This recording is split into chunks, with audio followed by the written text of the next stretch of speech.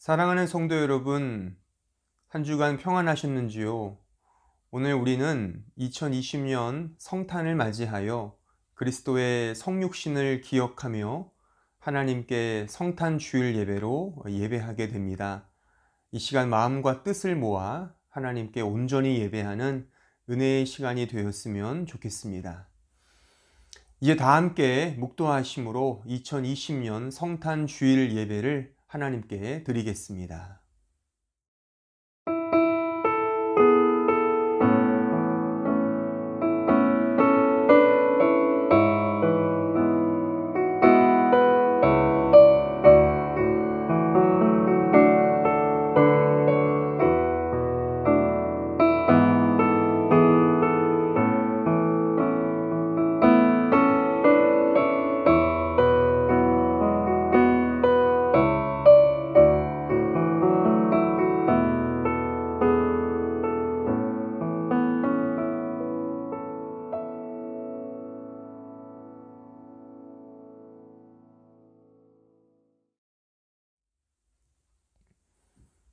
하나님은 영이시니 예배하는 자가 성령과 진리로 예배할지니라.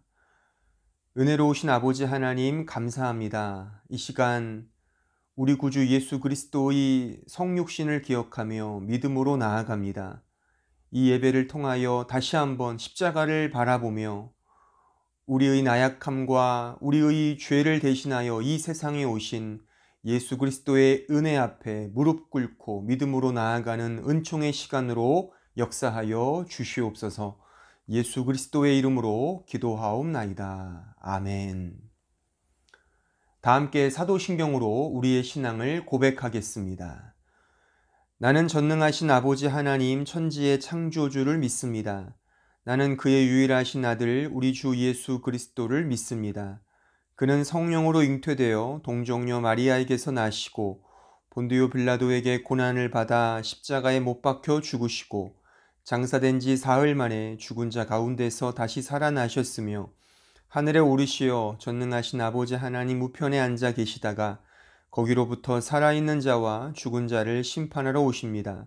나는 성령을 믿으며 거룩한 공교회와 성도의 교제와 죄를 용서받는 것과 몸의 부활과 영생을 믿습니다. 아멘. 다 함께 찬송가 104장을 찬송하시겠습니다.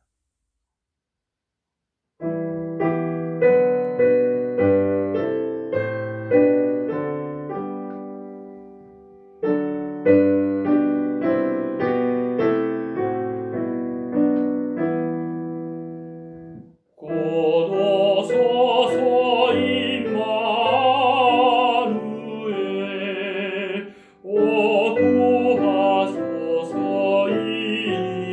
이스라엘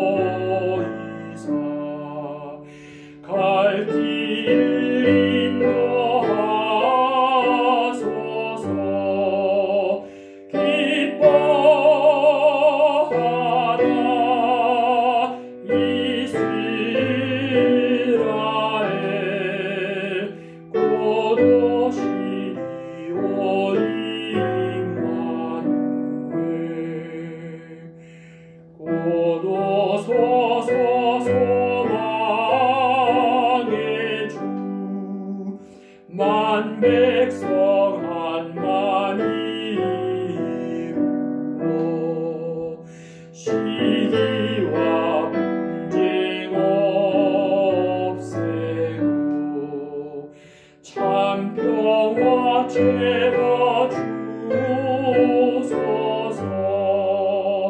기뻐하라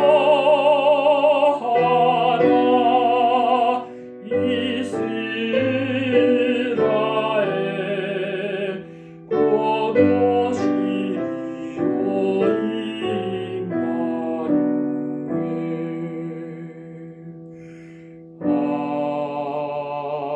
아멘.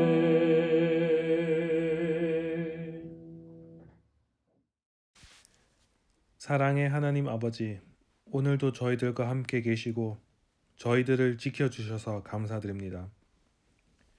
일주일이 또 금방 지나가고 우리가 죄를 지었는지 안 지었는지 돌아보면 늘 마음에 부끄러움이 생기고 후회가 됩니다. 주님, 우리의 마음을 정결하게 해주셔서 구원의 기쁨을 회복시키시고 변하지 않은 마음을 주시길 원합니다. 지금 코로나 때문에 몇 달째 모든 성도들이 편하게 함께 모여 예배드리지 못하고 또 교제를 나눌 수 없는 상황입니다. 언제까지 이 사회적 제한들이 계속될지도 모릅니다. 그럼에도 한마음교회가 온라인 예배로 오늘도 주일 예배를 드릴 수 있게 해주셔서 감사드립니다. 주님의 오심을 기다려지는 강림절의 넷째 주가 다 되고 성탄절이 다가왔는데 편히 다 함께 모이지 못하고 나누지도 못하여 참 아쉽습니다. 모두 한자리에서 찬양을 드릴 수 없는 성탄절은 처음입니다. 그래도 우리가 각자 집에서 주님께서 이 세상에 오심의 은혜를 찬양 드릴 수 있음에 감사드립니다. 온라인으로 예배 드릴 때에 동일한 은혜를 우리 교인들에게 주시고 또 우리가 우리의 가족, 친척, 친구들, 이웃들 또 생각나는 모든 사람들을 위해 중보 기도를 드리는 자들이 되기를 소망합니다. 늘 말씀으로 우리에게 주님의 복음을 전해주시는 문성수 목사님과 목사님 가정을 축복해 주세요.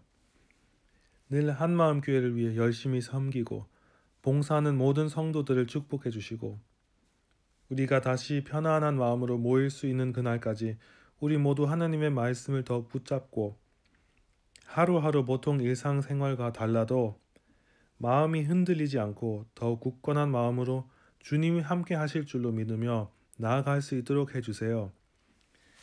올해를 다시 한번 뒤돌아보면서 무엇이 중요한지 또 무엇이 소중하며 감사한지 생각해보며 우리 모두 새로운 해를 맞이할 수 있도록 해주시고 올해 못했던 일, 이루고자 하는 일을 할 수 있도록 소망하고 감사드리며 우리 주 예수 그리스도의 이름으로 기도드립니다. 아멘.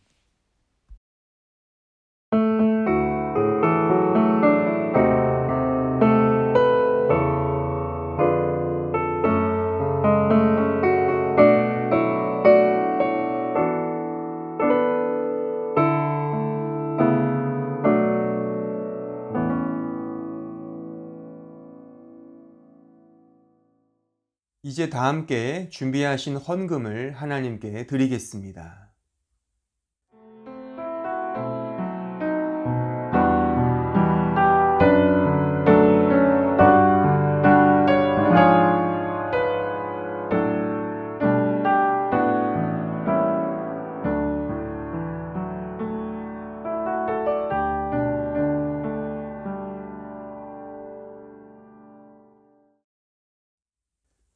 기도하겠습니다. 아버지 하나님, 감사합니다. 우리에게 생명을 주시고 이 세상에서 살게 하시며 또한 하나님의 은혜로 그리스도의 십자가를 경험케 하시사 이 놀라운 구속의 은총, 십자가의 은혜를 경험하게 하시니 진심으로 감사합니다. 우리에게 주신 바 이 모든 것이 하나님의 은혜임을 고백합니다.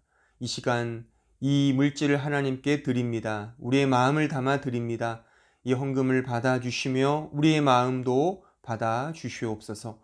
이 헌금이 쓰여질 때에 하나님의 나라를 위하여 잘 사용될 수 있도록 인도하여 주시옵소서. 예수님의 이름으로 기도하옵나이다. 아멘.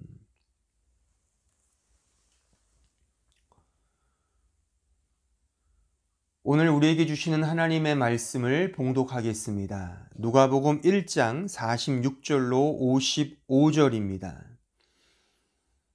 마리아가 이르되 내 영혼이 주를 찬양하며 내 마음이 하나님 내 구주를 기뻐하였음은 그의 여종의 비천함을 돌보셨음이라. 보라 이제 후로는 만세의 나를 복이 있다 일컬으리로다. 능하신 이가 큰 일을 내게 행하셨으니 그 이름이 거룩하시며 국률하심이 두려워하는 자에게 대대로 이르는도다. 그의 팔로 힘을 보이사 마음의 생각이 교만한 자들을 흩으셨고 권세 있는 자를 그 위에서 내리치셨으며 비천한 자를 높이셨고 줄이는 자를 좋은 곳으로 배불리셨으며 부자는 빈손으로 보내셨도다. 그 종 이스라엘을 도우사 국률이 여기시고 기억하시되 우리 조상에게 말씀하신 것과 같이 아브라함과 그 자손에게 영원히 하시리로다 하니라. 아멘. 오늘 저는 성탄 주일 예배를 맞이하여 우리가 읽은 이 본문의 말씀을 가지고 가장 큰 기적이라는 제목으로 하나님 말씀을 증거하겠습니다. 오늘 본문은 소위 매그니피켓, 즉 마리아의 노래로 잘 알려져 있는 구절의 말씀입니다. 우리는 이 말씀 속에서 마리아가 예수 그리스도의 성육신을 어떻게 이해했고 또한 그 이해를 바탕으로 하여 왜 하나님을 경배하고 찬송하며 감사하고 기뻐하고 있는지를 확인하게 될 것입니다. 이 진리를 통하여 우리는 2020년 이 성탄을 맞이한 우리는 우리 자신의 상황을 좀 돌아보면서 더 영적 은혜와 위로를 또한 기쁨을 감사를 누리는 귀한 시간이 되었으면 좋겠습니다. 오늘 이 본문 속에서 마리아가 기쁨으로 또한 감사함으로 주님을 찬송하고 경배하고 있습니다. 그 궁극적인 이유와 목적은 무엇일까요? 왜 마리아는 기쁨으로 이 노래로 하나님께 영광을 돌리고 있는 것입니까? 그 궁극적인 이유와 목적은 인간이 상상할 수 없는 또한 헤아릴 수 없는 가장 큰 일, 하나님의 은혜를 경험했기 때문에 이런 노래로 하나님께 찬양하고 있는 것입니다. 능하신 하나님께서 자신에게 놀라운 일을 행하시고 이루셨다는 그 사실 속에 마리아는 감격하며 감사하며 기뻐하며 찬송하며 경배하고 있는 것입니다. 그렇다면 그 큰 일이란 무엇입니까? 그것은 바로 하나님이신 예수께서 인간의 몸을 입고 이 세상에 오셨다는 바로 그리스도의 성육신 사건입니다. 예수 그리스도의 탄생, 그의 성육신, 바로 그 사건이 마리아에게 일어났기에 그는 이 사실 속에 감격하여 노래하고 있는 것입니다. 하나님을 자신이 잉태하고 품게 되었다는 사실이죠. 누가복음 1장 46절, 오늘 본문을 다시 한번 46절로 49절까지 한번 읽어보겠습니다. 마리아가 이르되 내 영혼이 주를 찬양하며 내 마음이 하나님 내 구주를 기뻐하였음은 그의 여종의 비천함을 돌보셨음이라. 보라 이제 후로는 만세의 나를 복이 있다 일컬으리로다. 능하신 이가 큰 일을 내게 행하셨으니 그 이름이 거룩하시며. 능하신 이가 이런 큰 일을 행하셨다, 그런 말씀이죠. 여기에 능하신 이란 헬라어로 호두나토스입니다. 두나토스, 능력이란 뜻이죠. 그러니까 가장 능력 있는, 하나님을 능력의 하나님으로 표현하고 있는 겁니다. 그 능력의 하나님께서 가장 위대하게, 가장 능력 있게 행하신 일, 즉 그리스도의 성육신을 말씀하고 있습니다. 우리가 지금 읽은 이 성경의 한글 번역은 이 큰 일이라고 번역했지 않습니까? 근데 이것은 실제 헬라어 성경에 보면 이 메갈라입니다. 그러니까 메갈라란 단어는 형용사형입니다. 그러니까 이 메가스라는 단수형의 복수형인 거죠. 메갈라. 그러니까 물론 이것은 명사형으로도 번역할 수 있습니다. 그래서 큰 일로도 번역할 수 있지만 좀 더 분명히 엄밀히 말하면 이것은 부사적으로 번역해야 더 잘 어울립니다. 다시 말하면 그 능력의 하나님께서 매우 놀랍게, 매우 위대하고 뛰어나게 상상할 수 없을 정도의 크고 위대함으로 당신의 어떤 일을, 그러니까 성육신이죠. 그 구원의 일을 이루셨다는 의미인 것입니다. 그러니까 그리스도의 성육신이 이 정도로 매우 위대하고 영광되고 놀랍고 상상할 수 없을 정도의 대단한 그런 일임을 보여주고 있는 말씀입니다.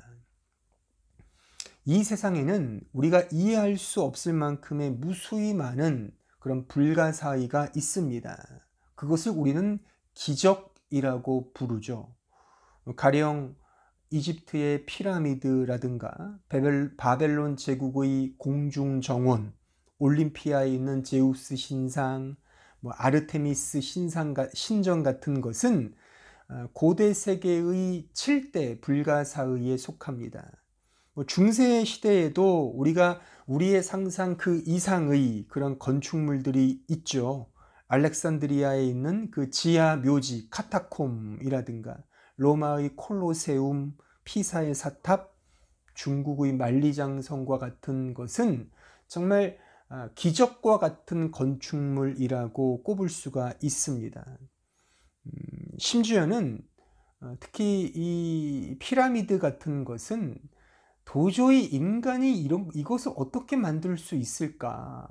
그래서 심지어 외계인이 와서 이것을 놓고 갔을 것이다 라고 그렇게 말하는 그런 풍문도 있을 정도이니 거의 기적에 가까운 건축물이라고 말할 수가 있습니다. 하지만 이 세상의 그 어떠한 것도 호두나토스이신 하나님께서, 그의 능력의 하나님께서 메갈로 가장 위대하게, 가장 놀랍게, 가장 크게, 가장 영광되게 행하신 일은 바로 그리스도의 성육신이며 그것과는 그 어떤 것을 비교할 수 없는 것입니다.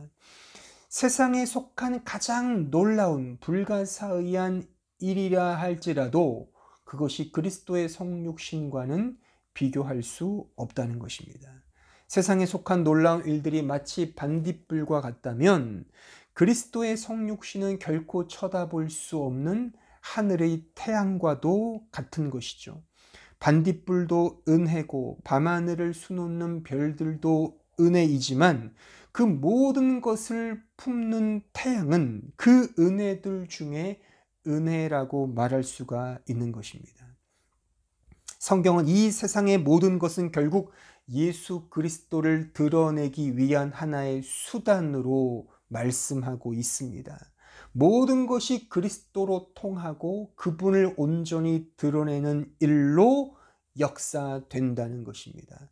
그분의 그분 되심으로 종결된다고 성경은 가르치고 있습니다. 바로 그런 그분이 이 세상에 오신 것입니다. 에베소서 1장 21절로 23절을 보십시오. 모든 통치와 권세와 능력과 주권과 이 세상뿐 아니라 오는 세상에 일컫는 모든 이름 위에 뛰어나게 하시고 또 만물을 그의 발 아래에 복종하게 하시고 그를 만물 위에 교회의 머리로 삼으셨느니라. 교회는 그의 몸이니 만물 안에서 만물을 충만하게 하시는 이의 충만함이니라. 그러니까 만물 안에서 만물을 충만하게 하시는 그 충만의 근원이 무엇이냐? 바로 예수 그리스도라고 하는 말씀인 것이죠. 골로새서 1장 16절로 18절을 보십시오. 만물이 그에게서 창조되되 하늘과 땅에서 보이는 것들과 보이지 않는 것들과 혹은 왕권들이나 주권들이나 통치자들이나 권세들이나 만물이 다 그로 말미암고 그를 위하여 창조되었고 또한 그가 만물보다 먼저 계시고 만물이 그 안에 함께 섰느니라.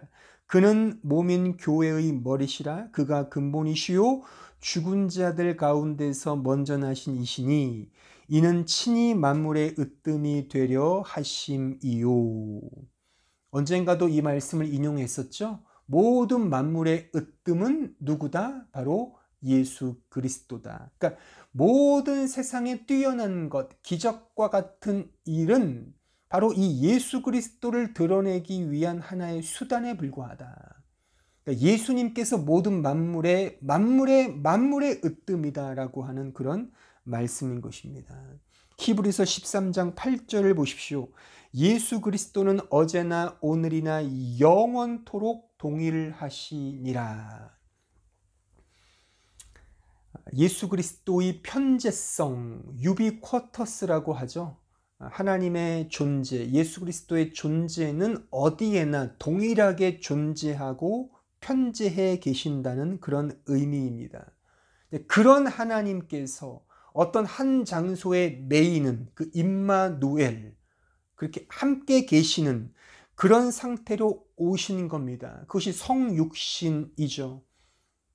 그 일이 이 세상, 역사, 우주 만물 모든 존재하는 것들 중에 가장 으뜸이요, 가장 중심이요, 핵심이요, 근원이라고 하는 말씀인 것입니다. 역사의 중심이 바로 예수 그리스도이며 그 유비쿼터스이신 그분이 바로 이 세상, 이 역사 속에, 이 시간 속에, 공간 속에 내려오셨다는 겁니다. 그 자리와 그 시간 속에 오셨다는 것입니다. 그것이 예수 그리스도의 성육신인 것이죠. 왜 이런 성육신, 왜 이렇게 장소와 시간 속에 매이도록 이 세상에 성육신 하셨습니까? 그 이유는 바로 우리의 구원을 위하여, 우리에게 복을 주시기 위하여, 우리가 복의 근원이 되게 하시기 위하여 이 일을 행하신 것입니다. 따라서 능하신 이의 가장 위대한 일은 그리스도 예수의 성육신입니다. 능하신 이의 가장 상상할 수 없는 일은 그리스도 예수께서 이 세상에 육신의 몸으로 오사 죄 없으신 자가 죄인이 되시어 십자가에 달리신 그 일입니다.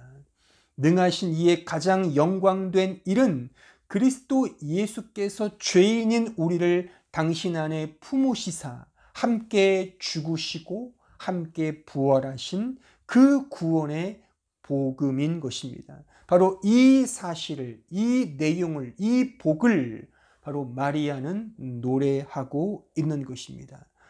오늘 본문 48절을 다시 한번 보십시오. 그의 여종의 비천함을 돌보셨음이라. 보라, 이제 후로는 만세에 나를 복이 있다 일컬으리로다. 자신과 같은 비천한 존재를 이 만세가 추앙하는 복의 근원이 되게 하셨다. 그게 뭡니까? 바로 예수가 자신에게 온 거죠. 이 세상에 성육신 하신 것입니다. 바로 이것을 노래하고 있다는 것입니다. 그러나 한번 잘 생각해 보십시오. 진정 마리아의 현실, 마리아의 상황, 마리아의 여건, 이 환경이 이런 노래를 할 만한 여건이며 환경이며 조건입니까? 이 부분을 한번 정직하게 생각해 보십시오. 제가 언젠가도 말씀드렸지만 우리는 너무나도 지나치게 성경의 이해를 결과 중심적으로 이해할 때가 많습니다. 그래서 비현실적으로 이해하게 되는 그런 우를 범한단 말입니다. 그러니까 이미 다 알고 있기 때문에, 이미 어떤 결과를 알고 있기 때문에 그 인물, 성경의 인물이나 그 이야기를 정말 실제적으로 받아들이기보다는 매우 비현실적 낭만으로 이해한단 말입니다. 한번 곰곰이 생각해 보십시오. 진정 마리아의 이 상황이 지금 우리가 읽은 이 본문 말씀과 같이 이런 복됨을 노래하고 찬송하고 기뻐하고 감사할 만한 환경인지를 말입니다. 지금 마리아의 상황은 결혼 전에 임신을 한 상황입니다. 애 아빠가 누군지도 모릅니다. 그러니까 두렵지 않겠습니까? 남녀 간의 그 어떤 관계도 맺지 않았는데 점점 갑자기 배가 불러옵니다. 어떨 것 같냐는 겁니다. 우리는 이 마리아가 테오토코스, 즉 하나님의 어머니죠. 그러니까 테오토코스, 하나님의 거룩하신 어머니, 성모 마리아라 그러잖아요. 그 테오토코스라는 결과를 알기 때문에 마리아의 그 상황, 그 시간과 장소 속에서 겪고 있는 마리아의 상황은 차치하고 그냥 테오토코스, 그 결과만 보기 때문에 자기 자신에게 이 말씀을 적용하지 못하는 겁니다. 백보양보에서 이 마리아의 실제적인 처지는 좋게 말하면 미혼모입니다. 나쁘게 말하면 음탕한 여자인 것이죠.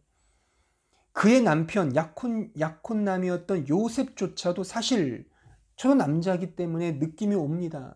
기분이 좋겠습니까? 물론 한편으로는 그래 하나님의 약속이겠지라고도 하지만 정말 기분 나빴을 것입니다. 좋지 않죠. 이것이 그때의 상황이었던 것입니다. 마리아의 환경이었습니다. 조건이었습니다. 결코 기쁨으로 감사할 수 없고 찬송할 수 없는 상황이었을 것입니다. 그럼에도 불구하고 마리아는 기쁨으로 하나님을 노래하고 예수가 자신에게 온 것을 찬송하고 또한 감격스럽게 고백하고 있는 것입니다. 그녀가 이렇게 고백할 수 있었던 궁극적인 이유는 무엇이겠습니까? 그것은 바로 이 하나님의 말씀의 이 약속을 믿었기 때문입니다. 즉 능하신 하나님의 이 기적과 같은 약속, 즉 메시아 탄생에 대한 이 약속이 자신에게 일어났고 이것이 자신에게 가장 큰 복임을 이 마리아는 깨달았던 것입니다. 오늘 읽지는 않았지만 오늘 본문 바로 그 앞절에 있는 45절의 말씀을 한번 읽어보겠습니다. 누가복음 1장 45절입니다. 주께서 하신 말씀이 반드시 이루어지리라고 믿은 그 여자에게 복이 있도다. 이 여자는 마리아를 의미하죠. 그러니까 지금 이 약속을 믿은 겁니다. 메시아의 약속을 믿은 것이죠. 자신에게 이루어질 것임을 확신했던 것입니다. 마리아에게는 이 믿음이 있었습니다. 자신의 인간적 처지와 환경을 보는 것이 아니라 그 말씀을 의지했던 것입니다. 그래서 환경을 보면 두렵고 떨리고 되게 궁색맞고 어렵지만 그런 환경보다도 이해할 수 없는 바로 하나님의 그 신실하신 그 약속을 그는 복으로 바라보았던 것입니다. 그래서 그는 이 상황을 넘어선 믿음을 가지고 이 노래, 이 복을 고백할 수 있었던 것입니다. 오늘 본문을 보시면 이 마리아가 이 복, 이 기쁨, 이 감사를 고백하는 내용들이 여러 가지 문구로 기록되어 있습니다. 그 문구와 표현들을 제가 추려서 한번 이렇게 간략적으로 설명해 보겠습니다. 48절에 보시면 여종의 비참함을 돌아보셨다. 50절에 보시면 국률하심이 두려워하는 자에게 대대로 이르는도다. 그러니까 하나님의 국률을 입었다는 겁니다. 52절에 보시면 비천한 자를 높이신다. 그러니까 자신의 처지가 비참하고 비천하다는 겁니다. 그렇지만 하나님이 자신을 높이셨다는 겁니다. 하지만 실제로 높아지지 않았습니다. 그러나 이 약속의 말씀을 믿음의 눈으로 바라보면서 메시아의 오심이 내 환경과는 상관없이 나 자신을 구원케 하시는 하나님 안에 나를 살리시는 이 영적인 승리를 맛보았던 것입니다. 53절 줄이는 자를 좋은 것으로 배불리신다라고 고백하고 있습니다. 54절에 보시면 긍휼히 여기시고 그의 약속, 하나님의 언약을 하나님께서 기억하신다. 55절 마지막에 보시면 그의 말씀을 영원히 이루신다. 이렇게 마리아는 노래하고 있는 것입니다. 제가 여러 번 강조했지만 이 성경에 나타난 인물들과 이야기들은 하나의 샘플입니다. 따라서 그 인물들과 이야기들은 다름 아닌 지금의 내 이야기, 우리의 이야기를 대변해주고 나타내어주고 있는 것입니다. 그러니까 마리아의 이 노래, 이 고백은 오늘을 사는 내 노래이며 내 고백인 것입니다. 또한 이 마리아의 고백과 노래는 내 고백이며 내 노래여야 하는 것입니다. 왜냐하면 능하신 하나님의 이 큰 일이 바로 나를 위한 복이기 때문입니다. 그리스도의 성육신 사건은 마리아에게도 영광이었지만 우리 개개인, 우리 자신에게도 영광이며 우리 자신에게 복이며 기적인 것입니다. 그러니까 마리아라고 이름하는 이 여자가 길이요 진리요 생명이시며 생수이신 예수 그리스도를 낳은 것은 지금 이 마리아가 고백하고 찬송하는 내용처럼 비참함에 놓여 있는 이 마리아, 이 죄인 자신에게, 이 비천에 처해 있는 이 마리아 자신에게, 줄이고 목말라 하는 죄인인 그 이 여인 자신에게, 긍휼과 사랑이 절실한 영적으로 가난한 이 마리아 자신에게 예수만이 절대적으로 필요하다는 사실을 보여주는 것처럼 우리에게도 절대적으로 필요하다는 사실을 보여준다. 그 말씀인 것입니다. 마리아가 예수를 잉태하여 낳았습니다. 이것은 구속사적으로 매우 중요한 사건이며 또한 구속사적으로 단회적인 사건임에 틀림이 없습니다. 하지만 이 마리아 개인에게는 하나님의 크나큰 은혜이며 위로이며 축복인 거죠. 똑같습니다. 지금 이 사건은 우리에게도 동시에 똑같은 위로이며 축복이며 하나님의 가장 큰 기적의 은혜인 것입니다.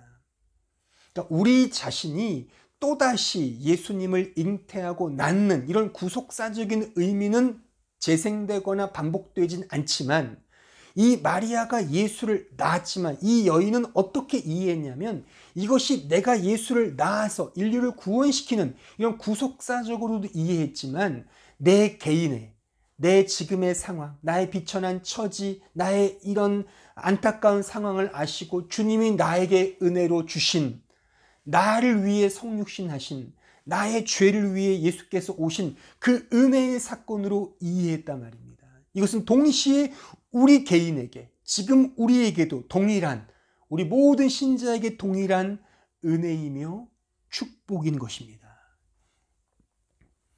이 마리아라는 이 이름의 어원은 마라에서 비롯되었습니다. 이 마라라는 단어에서 이 파생된 단어가 바로 이 마리아라는 단어라는 거죠. 그럼 마라 하면 무엇이 떠오르십니까? 마라. 주일학교 교육을 잘 받으신 분들은 아마 떠오르실 텐데 이 마라 하면 마라의 쓴물이 떠오르셔야 됩니다. 출애굽기 15장으로 가보시겠습니다. 15장 22절로 27절입니다. 모세가 홍해에서 이스라엘을 인도하며 그들이 나와서 수르 광야로 들어가서 거기서 사흘 길을 걸었으나 물을 얻지 못하고 마라에 이르렀더니 그곳 물이 써서 마시지 못하겠으므로 그 이름을 마라라 하였더라.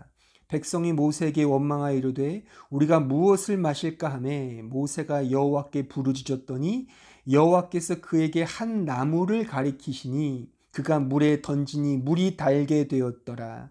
거기서 여호와께서 그들을 위하여 법도와 율례를 정하시고 그들을 시험하실세 이르시되 너희가 너희 하나님 나 여호와의 말을 들어 순종하고 내가 보기에 의를 행하며 내 계명에 귀를 기울이며 내 모든 규례를 지키면 내가 애굽 사람에게 내린 모든 질병 중 하나도 너희에게 내리지 아니하리니 나는 너희를 치료하는 여호와임이라. 그들이 엘림에 이르니 거기에 물샘 12과 종려나무 70그루가 있는지라. 거기서 그들이 그 물 곁에 장막을 치니라. 홍해를 건넌 후 이스라엘 백성들은 사흘 동안 물을 얻지 못했습니다. 심한 갈증과 고통을 겪고 있는 그때 그들은 이제 마라라는 지역에 당도하게 되었습니다. 그곳에 물을 마십니다. 그런데 결코 마실 수 없는 쓴물이었습니다. 그 지역 이름이 쓴물이란 뜻의 마라였던 것이죠. 그래서 이 마라라는 뜻은 쓴물 혹은 괴로움, 고난, 고통 이런 뜻을 담고 있습니다. 그런데 그 마라라는 그 쓴물에 한 나무가 떨어집니다. 그렇죠? 25절을 다시 보십시오. 25절. 모세가 여호와께 부르짖었더니 여호와께서 그에게 한 나무를 가리키시니 그가 그 나무를 물에 던지니 물이 달게 되었더라. 그 물이, 그 쓴물이 어떻게 달게 되었습니까? 한 나무를 그 물에 던졌더니 그 물이 달게 되었다는 것입니다. 그렇다면 그 나무는 무엇을 의미하겠습니까? 이 나무는 무엇을 상징합니까? 바로 이것을 상징합니다. 베드로전서 2장 24절입니다. 친히 나무에 달려 그 몸으로 우리 죄를 담당하셨으니 이는 우리로 죄에 대하여 죽고 의에 대하여 살게 하려 하심이라. 그가 채찍에 맞음으로 너희는 나음을 얻었나니. 그 나무는 다름 아닌 바로 성육신하신 우리 구주 예수 그리스도, 그가 지신 십자가를 의미합니다. 마라라는 쓴물에 한 나무가 떨어집니다. 그랬더니 그 쓴물이 달게 변했습니다. 마라인 마리아에게 예수가 떨어지니 그 마라의 고통 속에 허덕이던 그녀가 달콤함, 기쁨으로 바뀌었습니다. 마라인 마리아로 상징되는 인간에게 예수께서 오시니 그들의 비참함, 그들의 비천한 죄의 자리가 참된 기쁨과 소망과 위로의 자리로 바뀐 것입니다. 이 마리아는 우리를 의미하죠. 우리 모두를 의미합니다. 바로 십자가는 바로 이 마라인 마리아들의 한복판에 떨어진 겁니다. 세워진 겁니다. 마라에 허덕이는 그 괴로움과 고통 속에 쓴물에 허덕이는 모든 마리아들을 위하여 예수가 그 십자가 나무를 짊어지고 그 한복판에 서 계신 것입니다. 그걸 통해 그 마라 쓴물은 달게 바뀐 것입니다. 그 괴로움은 기쁨으로 바뀐 것입니다. 그 눈물과 그 쓰라린 고통은 하나님을 향한 환희와 즐거움과 달콤함으로 바뀌게 된 것입니다. 성경은 재밌게도 이 사실을 매우 분명한 이야기로 우리에게 가르쳐주고 있습니다. 또한 실질적으로 그 골고다 언덕에 마리아만이 있었음을 대변해주고 있다는 것입니다. 강조하고 있다는 것입니다. 자, 말씀을 찾아볼까요? 마태복음 27장 55절로 56절을 보십시오. 예수를 섬기며 갈릴리에서부터 따라온 많은 여자가 거기 있어 멀리서 바라보고 있으니 그 중에는 막달라 마리아와 또 야고보와 요셉의 어머니 마리아와 또 세베대의 아들들의 어머니도 있더라. 지금 보십시오. 지금 이름이 등장하는데 다 뭡니까? 마리아입니다. 마리아. 마지막에 보셨던 세베대의 아들들의 어머니도 이름이 마리아입니다. 자, 또 다른 사복음서 중에 마가복음 15장 37절로 41절 예수께서 큰 소리를 지르시고 숨지시니라. 이에 성소 휘장이 위로부터 아래까지 찢어져 둘이 되니라. 예수를 향하여 섰던 백부장이 그렇게 숨지심을 보고 이르되 이 사람은 진실로 하나님의 아들이었도다 하더라. 백부장의 이름은 없습니다. 근데 보세요. 멀리서 바라보는 여자들도 있었는데 그 중에 막달라 마리아와 또 작은 야고보와 요새의 어머니 마리아와 또 살로메가 있었으니 이들은 예수께서 갈릴리에 계실 때에 따르며 섬기던 자들이요 또 이 외에 예수와 함께 예루살렘에 올라온 여자들도 많이 있었더라.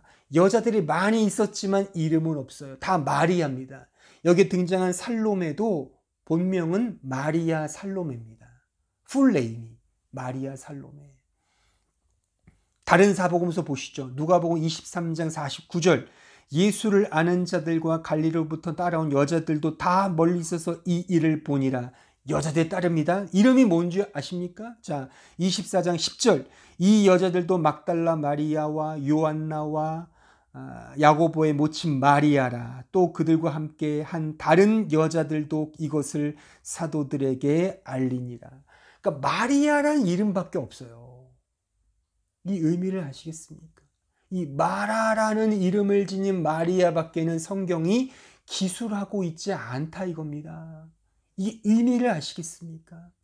자, 마지막 사복음서 요한복음 19장 25절. 예수의 십자가 곁에는 그 어머니 마리아지 않습니까? 이모와 글로바의 아내 마리아와 막달라 마리아가 섰는지라. 다 마리아예요. 그러니까 이름이 거명된 사람은 다 마리아라는 겁니다. 무엇을 의미하는 줄 아시겠죠? 그러니까 마라의 상태, 쓴물을 지닌 고통과 괴로움 속에 허덕이는 그 죄인들을 위하여 예수가 오셨고 바로 그 한복판에 예수의 그 나무, 그 예수의 십자가가 던져지고 세워졌다는 것입니다. 예수의 십자가 나무 곁에는 마리아라 이름하는 여인들만 나타나 있습니다. 그러니까 성경은 이렇듯 매우 집요하리만치 매우 철두철미하게 이어져 있고 통일되어 있다는 사실입니다. 그 어떤 것 하나 들어갈 틈도 없이 정말 오직 이 복음만 예수께서 왜 오셨고 무엇을 위해 오시는지를 우리에게 어떤 이미지를 통해 어떤 그림을 통해 다 그 사실만을 우리에게 보여주고 있다는 것입니다. 마리아, 즉 마라라 이름 짓는 그 쓴물의 이름을 가진 이 마리아, 그 쓴물 가운데 한 나무가 던져질 때 달게 변했듯이 그 마라로 상징되는 죄인들, 그 마리아 이 한복판에 십자가가 던져지고 십자가가 세워졌다는 것입니다. 그 십자가로 말미암아 그 쓴물이 달게 변한 것입니다.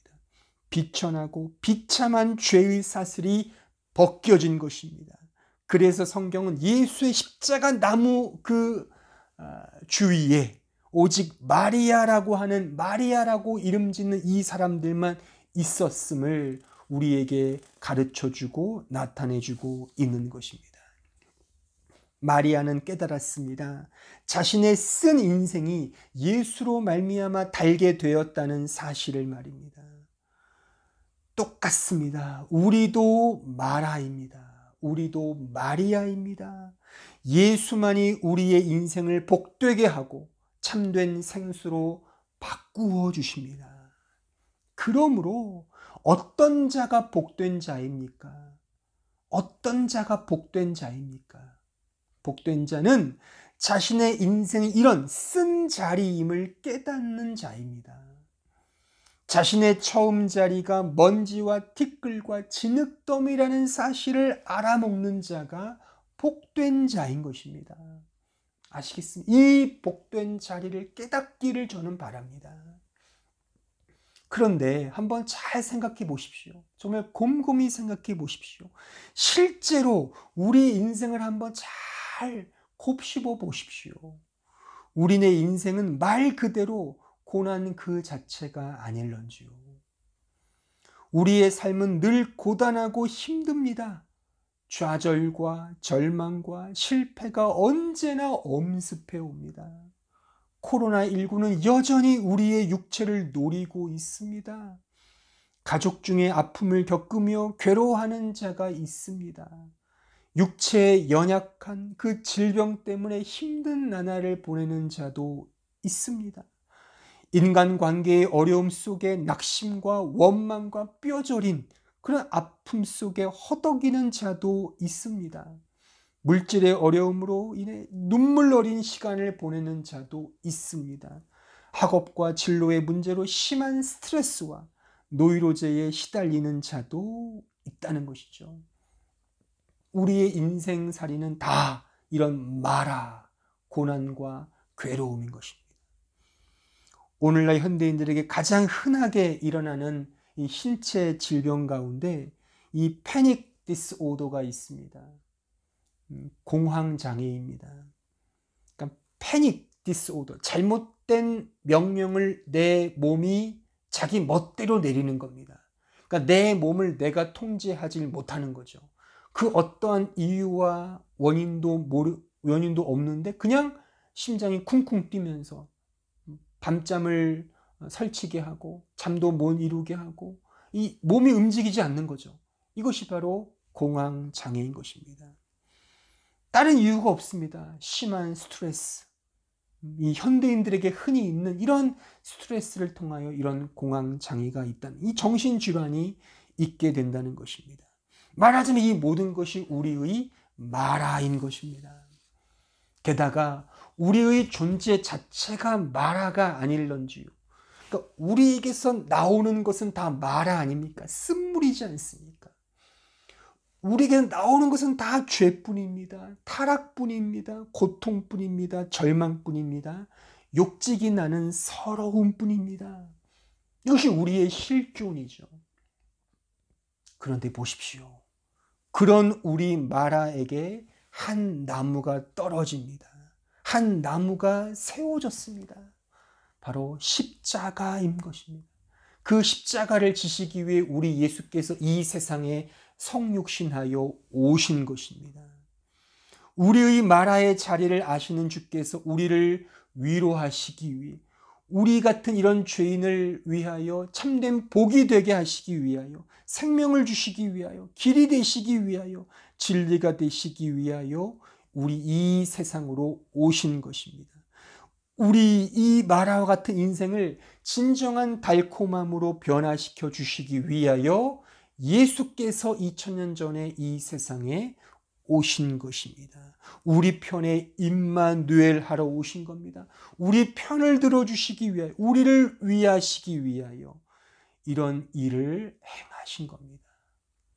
이것이 우리에게 기적과 같은 은혜가 아니고 무엇이겠습니까? 가장 큰 기적은 바로 이겁니다. 이것을 위해, 마라와 같은 우리를 위하여, 마리아인 우리를 위하여 예수께서 오셔서 진정한 소망과 위로와 기쁨으로 우리를 변화시키시기 위하여 예수께서 오신 것입니다. 일본의 유명한 추리소설 작가인 히가노시 게이고가 쓴 나미야 자파점의 기적이란 소설이 있습니다. 3명의 좀도둑이 한 자파점에 들어서면서 소설은 시작합니다. 그들 모두는 다 보육원 출신입니다. 말 그대로 인생의 루저들입니다. 실패자들입니다. 그들을 둘러싼 그런 변변치 못한 환경이 그들을 결국 좀도둑으로 몰고 간 겁니다. 그들에겐 그 어떠한 희망도 소망도 없습니다. 배포도 크지 못한 그들은 분명 좀도둑, 결국 형무소만 들락날락하는 그런 쫑난 인생으로 마칠 것임에 틀림없습니다. 그런데 무심코 들어간 한 잡화점에서 매우 기적과 같은 일들을 경험하게 됩니다. 시공간을 초월하여, 시공간을 넘어선 그 편지를 주고받게 되는 겁니다. 그걸 통해서 그들은 비로소 깨닫습니다. 즉, 자신도 모르는 누군가가 자신을 위해 간절히 기도하고 있다는 사실을 깨닫습니다. 시공을 초월하여 거지 같은 자신을 위하여, 마라와 같은 자신들을 위해 끊임없이 기원하고 노력하고 소원하며 격려하고 있는 누군가가 있다는 사실을 발견하게 됩니다. 그래서 그들은 변화됩니다. 인생의 무의미함, 정말 이 개 같은 인생, 대충 살지 뭐, 그냥 다 집어쳐. 이런 삶의 목적과 목표가 있었던 그들이 바뀌게 되는 겁니다. 이런 시공간을 초월한 편지의 주고받음을 통하여 자신들을 위해 누군가가 있구나. 그 누군가가 있구나. 그런 마음속에 그들은 변화되게 되는 것입니다. 이 성경을 열심히 읽으시는 분들 가운데 이제 좀 더 일반 은총을 좀 경험하고 싶으신 분들이 있다면 연락하시면 제가 무료로 이 책을 대여해 드리겠습니다. 연말 연시에 좀 훈훈하게 이 소설을 통해 일반 은혜를 받으셨으면 좋겠습니다. 그런데 바로 이 기적과 같은 일이 우리에게는 더 분명히 있지 않습니까? 그게 누굽니까? 바로 우리를 위해 끊임없이 간섭하시는 예수 그리스도가 있지 않습니까? 그것도 인격자로서 우리에게 임마누엘로 오셔서 우리 가까이, 우리 옆에, 심지어 우리 안에 계시지 않습니까? 바로 그 예수 그리스도가 우리를 위하십니다. 물론 우리는 이 사실을 잘 잊어버리고 알지 못하고 잘 느끼지 못하며 매번 경험하지도 못합니다. 왜냐하면 우리는 언제나 그분보다는 눈에 보이는 현실, 그분의 말씀보다는 이 세상의 물질과 향락에 더 집중하고 있기 때문이죠. 그럼에도 불구하고 그런 마라와 같은 연약한 우리를 위해서 예수께서 오셨습니다. 마라와 같은 쓰디쓴 우리를 위해, 썩고 문드러진 우리를 위해 달콤하고 영원히 썩지 않는 영생을 주시기 위하여 우리 편으로 오신 것입니다. 이것이 성탄의 의미입니다. 사랑하는 성도 여러분, 매그니피켓. 이 마리아의 노래는 예수 그리스도를 통하여 마라의 그 쓴 자리에서 달콤한 은혜의 자리로 바뀐 자의 기쁨 가득한 찬송이며 감사의 고백입니다. 바라기는 이 고백의 찬송이 2020년 이 성탄을 맞이한 우리 모두의 고백이며 찬송이기를 바랍니다. 쓴물을 달콤함으로 바꾸어 주시는 하나님, 죄만 지을 뿐인 비참한 나를 하나님의 거룩한 의의 자녀로 삼아 주시는 하나님의 그 크신 은혜, 그리고 이 복음을 이루시는 그리스도 예수의 한 나무, 그 십자가의 은혜, 이것이 오늘을 사는 우리 신자가 진정 누리고 경험해야 할 가장 큰 기적인 것입니다. 이 놀라운 기적의 은혜를 매 순간 더 풍성히 누리시는 우리 모든 성도들 되기를 진심으로 바랍니다. 다 같이 함께 기도하겠습니다. 오늘 말씀을 생각하시면서 이 기적과 같은 가장 큰 예수 그리스도의 성육신을 현재적으로 더 깊이 경험하여 이 세상의 환경이 어떠하든 우리의 삶이 어떠하든 그것과는 상관없이 예수 안에 기뻐하고 예수 안에 감사하는 참된 신자로 나아가게 해달라고 다 같이 함께 합심하여 통성으로 기도하겠습니다. 은혜로우신 주님 감사합니다. 저희들을 불쌍히 여겨주시고 우리에게 은혜를 베풀어 주시옵소서.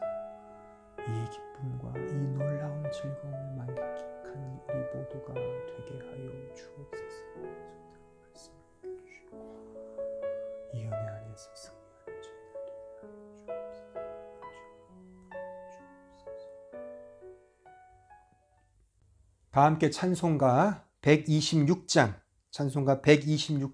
찬송하시겠습니다.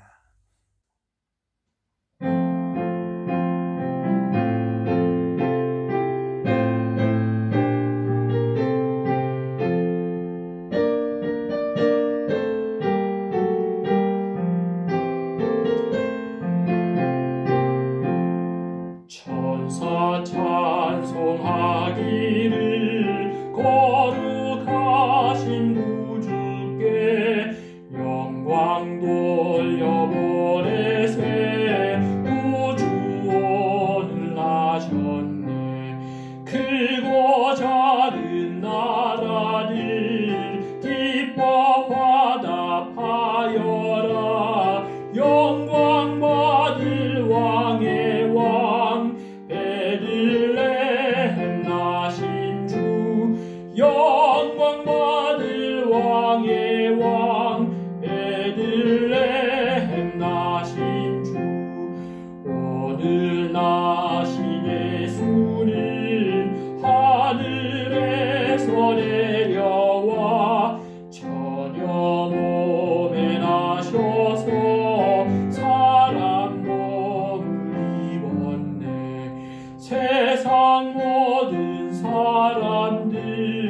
영원하신 주님께 영광 돌려보내며 높이 찬양하여라.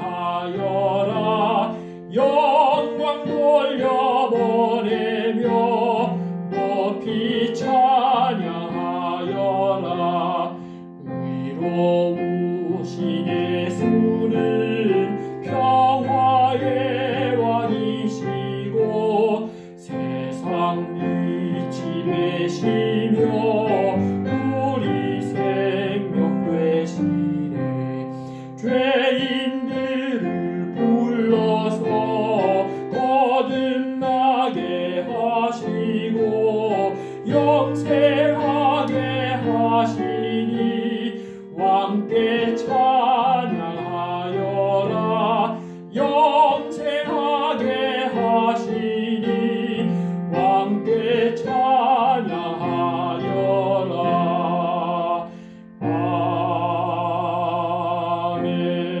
아멘. 다 함께 기도하겠습니다. 우리 구주 예수 그리스도의 은혜와 하나님 아버지의 그 크신 사랑과 성령 하나님의 교통하심이 비천하고 죄악되며 마라의 쓴물 그 자리에서 고통과 괴로움 속에 있는 저희들을 위하여 이 세상에 성육신하시어 참된 은혜, 참된 위로, 참된 기쁨, 참된 축복을 허락하신 그 주님의 은혜만을 바라보며 믿음으로 살기로 소원하는 주의 백성들 머리 위에 이제로부터 영원토록 함께 있을지어다. 아멘.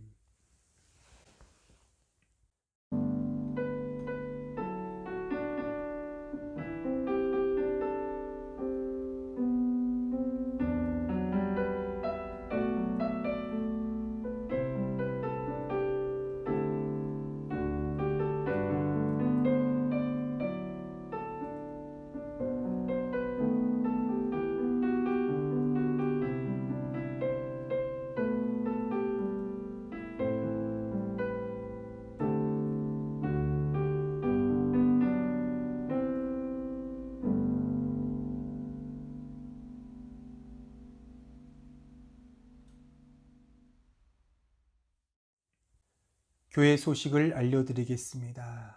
오늘도 이렇게 영상 예배에 참여하신 모든 성도들께 주님의 은혜가 특별히 성육신의 그리스도의 성육신의 그 기적과 같은 은총이 가득하길 진심으로 바랍니다.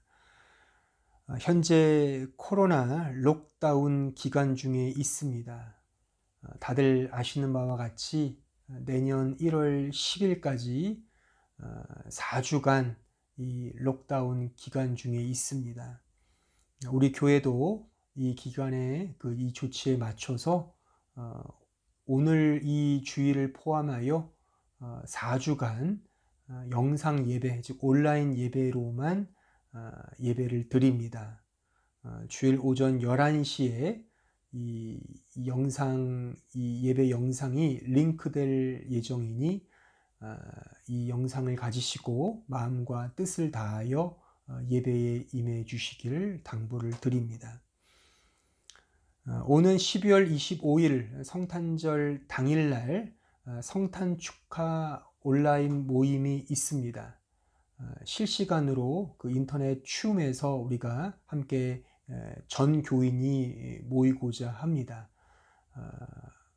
될 수 있으면 한 분도 빠지지 마시고 다 모이셔서 우리가 물론 영상으로 보는 거지만 실시간으로 함께 좀 얼굴을 보고 함께 인사하고 그 성탄의 기쁨을 함께 나누었으면 좋겠습니다.